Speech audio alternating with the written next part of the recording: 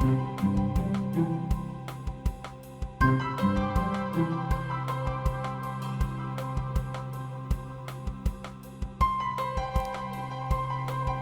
Search of the Greatest Golf Swing, Chasing the Legend of Mike Austin, the man who launched the world's longest drive and taught me to hit like a pro. By Philip Reed. Copyright 2004. Published by Carolyn Graff. Chapter 1. The 300-Yard Barrier. On a beautiful winter day in 1997, I pulled up in front of a golf course in Studio City, California, with two friends. We parked and walked by the putting green, crowded with golfers quietly stroking putts who, like myself, were dreaming of sometime shooting that perfect round of golf. We entered the Spanish-style clubhouse under towering eucalyptus trees and walked into the pro shop. "I'm looking for Mike Austin," I said to the guy behind the counter. "He said that you could tell me where to find him." "Mike Austin," the guy repeated. "Well, if Mike isn't teaching right now, he's sitting under the big tree just to the right of the first tee." I thanked him and we walked back outside. Sure enough, I could see a man, his back turned toward us, sitting at a table near the first tee box. Even from this distance, I could see that he was a big man with powerful shoulders. His brilliant white hair gleamed in the sunlight. I approached and circled around so that I could see his face, and he mine, as I addressed him. "Mike Austin?" I asked just to be sure. "Yes, sir," he answered in a strong voice with a hint of a Scottish burr. "I'm Phil Reed, the writer." "That's right. It's good to meet you." When I offered my right hand, Austin grasped it with his left. At first I thought this was odd, but then I remembered that he had had a stroke some years ago and was paralyzed on his right side. His hand was cool, but his grip was quite strong. I felt that I was touching steel. This brief physical contact was coupled with a penetrating gaze from his pale blue eyes, which remained undimmed by age. As I stared into his eyes, an uncomfortable feeling stirred inside me. I felt that I was being appraised, as if Austin was gauging my size, my strength, and somehow my masculinity. That quick, withering stare inspired in me a feeling of uneasiness that I would often experience in his presence. Although I knew Austin to be in his late 80s, his face was remarkably young for a golfer who had spent so many years in the sun. His skin was, of course, lined, but he was still a handsome man with rugged features. On his upper lip he sported a pencil-thin mustache. His snow-white hair was combed straight back, and there was a set to his jaw, as if he was holding something firmly between his front teeth.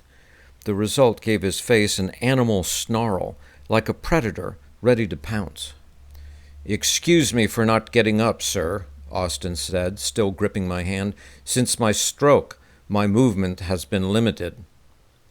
"Mike, I'd like you to meet my friends," I said, stepping back. "This is Jim Ulrich from Conroe, Texas." "Pleased to meet you, sir," Jim said in his characteristic twang. "And this is Dr. Tom Amberry," I said, ushering my other friend forward. Tom holds the Guinness record for making more consecutive free throws than anyone in history. The challenging gaze that Mike had trained on me disappeared as he looked at Dr. Tom. It was replaced by a profound look of respect. "It is a great pleasure to make your acquaintance," Austin said humbly. "I've read about your record. You've accomplished a truly remarkable feat. You should be very proud." "Hot dog," Jim said. "2 Guinness champions in one place. How often does that happen?" "Please, sit down," Austin said, indicating the seats across from him at the rough wooden table. We chatted for a moment, explaining how, coincidentally, both Jim and I had read a recent golf magazine article about Austin and decided to contact him.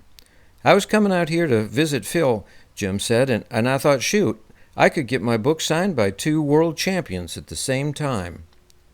Jim produced his hardbound version of World Records and opened it to Dr. Tom's listing, where it described how he had made 2,750 free throws in a row over a 12-hour period. He was 71 when he performed that feat, and he never did miss. They were closing the gym, so he was kicked out. Tom signed his entry in the book in a round, graceful handwriting. Jim admired the autograph for a moment and slowly turned the book to Austin. With some difficulty, Austin gripped the pen in his left hand and slowly, shakily, began to sign his name.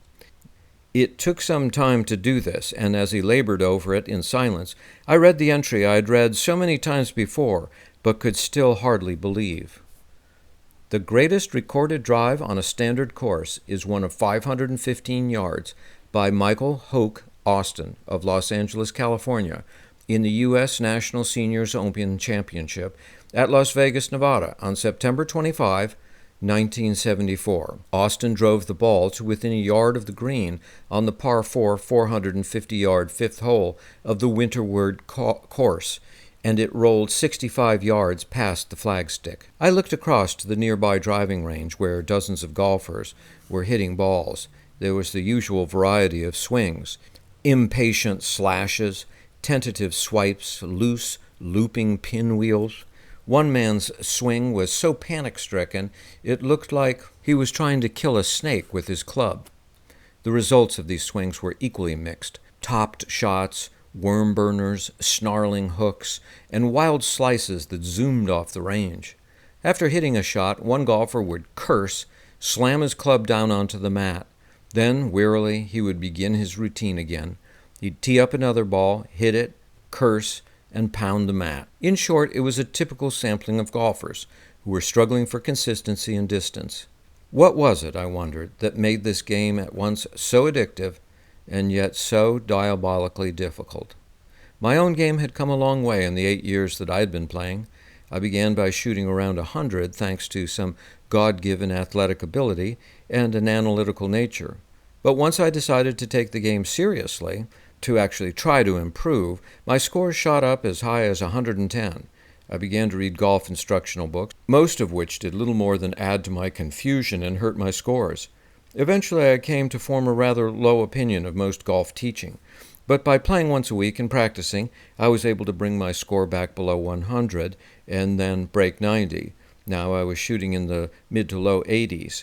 Of course, my goal was to break 80, but to do that there was one thing I lacked: distance. I rarely hit my drives more than 200 yards.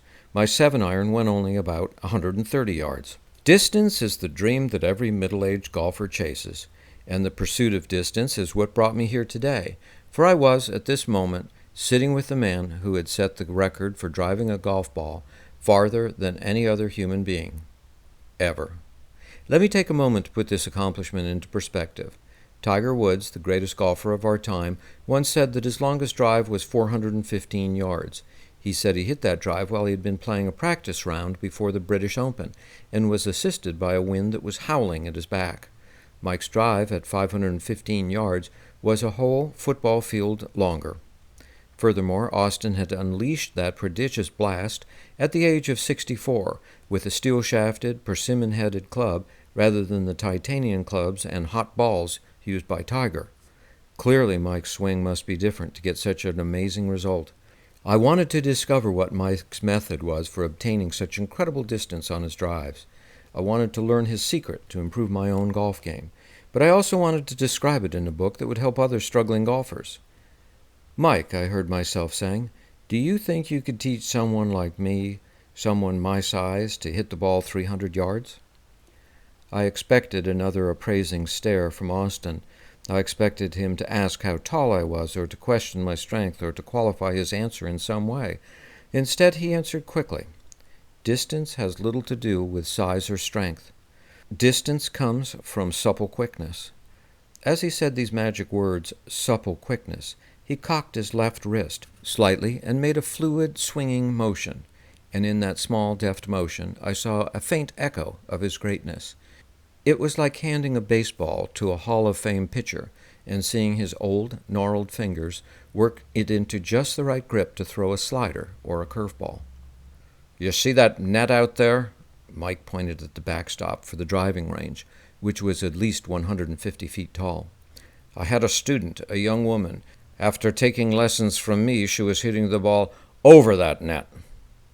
As he said this, I felt my mind expanding. It was like I had just glimpsed a new me, or what could be me with lots of coaching and lots of practice. I had experienced this sensation before when I first met Dr. Tom and saw him shooting free throws for an hour and never once missing. As Dr. Tom worked with me and I began making long, unbroken series of baskets, I felt my mind grasping the idea that I was, and all athletes are, capable of far more than I ever imagined. As Dr. Tom said in his book, which I co-wrote, Free Throw, 7 Steps to Success at the Free Throw Line, he said, "We are more limited by our beliefs than our abilities." We talked for quite a while as we sat under that tree next to the driving range. The topic was mainly golf, since both Jim and I were anxious to soak up as much of Mike's wisdom as we could. From time to time, Dr. Tom chimed in with observations about how athletes could perform successfully in clutch situations, such as shooting a free throw with the game on the line. I couldn't help thinking how good it would be if I could combine Mike's power with Dr. Tom's knowledge of performance under pressure. The time passed quickly, and it was only hunger that reminded us it was well past noon. We agreed to adjourn to a local restaurant. As we drove through midday traffic, I reflected on our conversation. I was excited to have met someone like Mike who had the expertise to teach me how to gain the distance I craved. At that moment, I made a decision to commit to learning the Austin swing.